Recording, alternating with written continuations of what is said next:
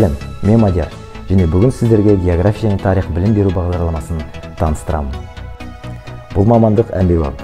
Неге десеңіздер, тарихтың өзі екіге бөлінеді. Қазақстан тарихы және дүниежүзі тарихы. Оған қоса география да бар.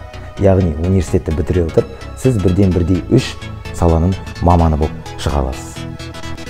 Аталған мамандықты бітіруші түлектер білім беру мекемелерінде, яғни мектептерде, колледждерде жұмыс істей алады, сондай-ақ мұражайларда және де әкімшілік қызмет орындарында. Мамандықтың тағы қандай артықшылығы бар? Әлем тарихын игеру, аналитик маман болуға, сондай-ақ мемлекеттік немесе саяси қызметке қадам жасаудың бірден бір жолы.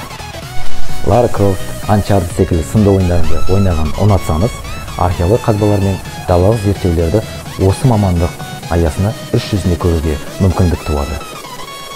Қызықты ма? Бізге келіңіз.